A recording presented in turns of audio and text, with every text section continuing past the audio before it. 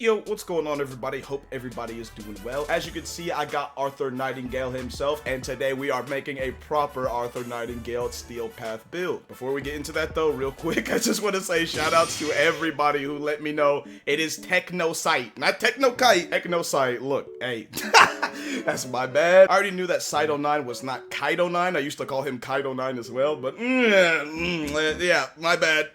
Thank you for the knowledge check and the reminder, because goddamn, yeah, I'm sorry for your ears. Technosite coda aside, as you can see, we got Arthur Nightingale right here on the Excalibur Umbra, and I am so ready to test this build out in the Steel Path Hallmania bounties. I will be bringing a Wrathful Advanced Excalibur, because as you can tell by the title, it's an Arthur Nightingale Zaw build, so obviously I want an ability that can complement the Zaws pretty well, and I think Wrathful Advanced does that just fine. This ability gives us that extra melee crit chance that matches our ability strength. As you can see, I have 339% ability strength, which means I get 339% melee crit chance, which is gonna help us hit some tier 6 crits pretty easily, especially because of the mod setup I got on my Wado Ichimonji Zaw. Before I actually talk about this mod setup, real quick, just wanted to say, this is actually a Sephin Zaw. These are the parts right here, and as far as the actual mod setup goes, I think this is a pretty damn good one. The secondary melee arcane doesn't really matter at all in my personal opinion, it's more so about the rest of the setup, and as mentioned earlier, we're gonna be hitting some tier 6 crits pretty easily with this weapon thanks to the Blood Rush mod as well as Wrathful Advance. Now besides the Blood Rush mod, there is another reason I like to build up the combo counter with the Exodia Contagion Arcane, and that's because this arcane does actually benefit from the melee combo counter. It doesn't get the full 12 times bonus,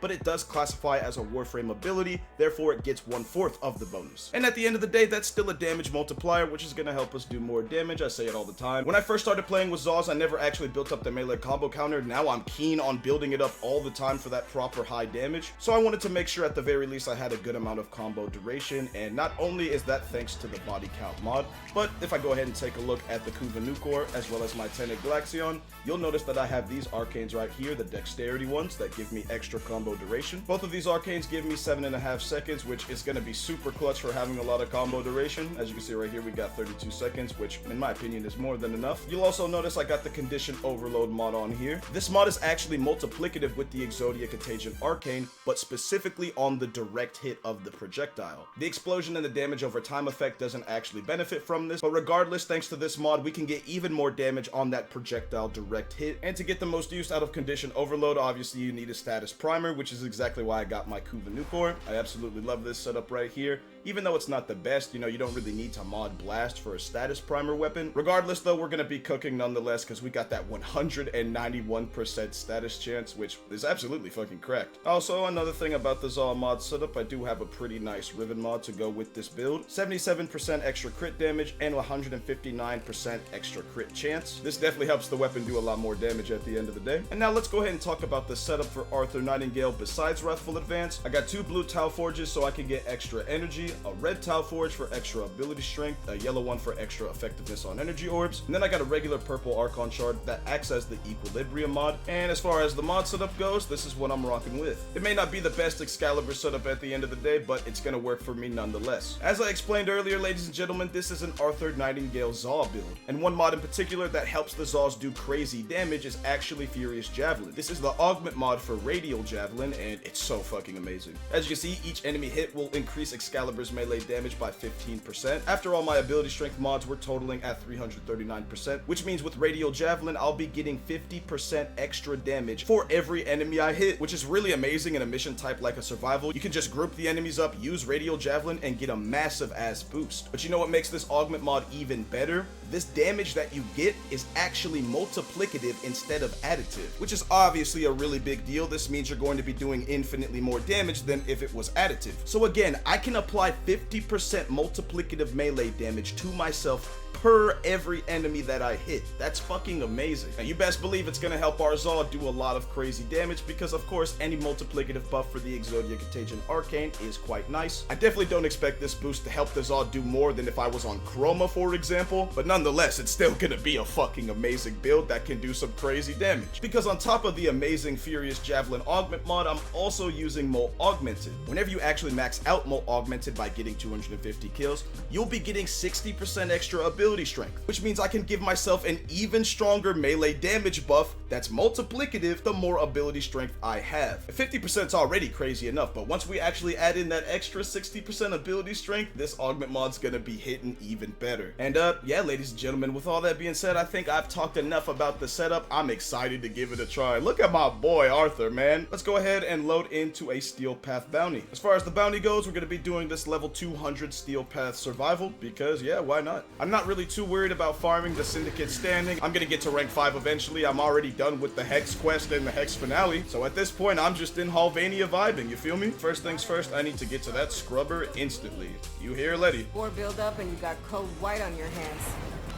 Now, the way she said that was quite sus. Code white on my hands, huh?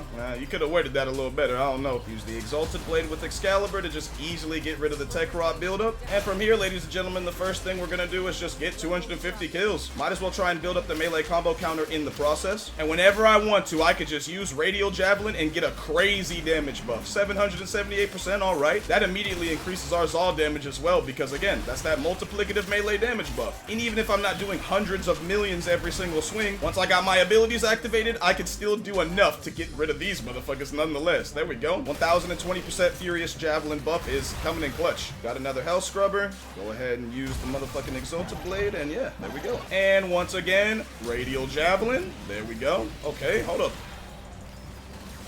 1700 is crazy. That is quite nice. 1700%. I think that's the highest I've ever seen the Radial Javelin buff go. And again, that's all dependent on the amount of enemies that are surrounding us too. So the more the merrier, literally. Radial Javelin, Wrathful Advance, and let's throw out the Zal. Ooh, okay. Not bad at all, not bad at all. 2 million, 5 million, I like that. Getting puked up, although it's only puke if it comes out of the Tech Rod's mouth. That's not a mouth. Wait, that makes what she said earlier even worse. And whenever we are highly contested like this, we just use slash dash, and we just become straight up immune to any source of damage, so, you know, we can stay alive no problem, reactivate our abilities whenever we want, and clear the field whenever we need to, just like so. Nice. Although they're definitely going to be swarming us still, it's not that easy at the end of the day. But nonetheless, clear out the Hell Scrubber, and we can just keep it moving, staying alive, you know? 1600% buff? That's crazy. What happens if I follow that up with the Wrathful Advance ability, huh? I wonder. Damn, okay, that looked like 1 million, 10 million, 4 million right there, not bad. All this while we still have a lot of life support as well, huh? Yeah, this build is fucking awesome, dude, holy shit. You gotta be on your toes at the end of the day. You can't really afford to make too many mistakes.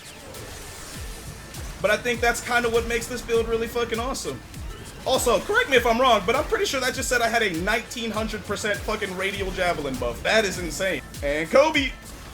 Oh yeah, that's what I'm talking about, dude. Beautiful. Easy one-shots, easy clearing the room. It's actually pretty high intense. You gotta be on top of your game the entire time. But when you are, it's actually quite rewarding. It's quite nice.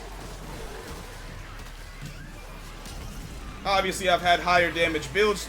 Obviously, I've had much higher damage builds than this at the end of the day. But I'm not really here for the damage. I'm just here for the destruction with the Zal and my homie Arthur. Fuck yeah, dude. Fuck yeah, dude. I mean, dude, I'm literally just big chilling. I got all the life support capsules around this motherfucker that I need. I'm not letting any of the scrubbers become the Tech Rot Babao, I want to say it is, that one enemy who's actually got crazy damage reduction. I'm gonna just run around, keep using the new core like so. And whenever I want, I can just, oh, first of all, let me get rid of that toxin stat before I die. There we go, rolling guard. Immediately activate slash dash. And then Radial Javelin for the crazy damage buff. Then Wrathful Advance. And now let's throw out the Zal.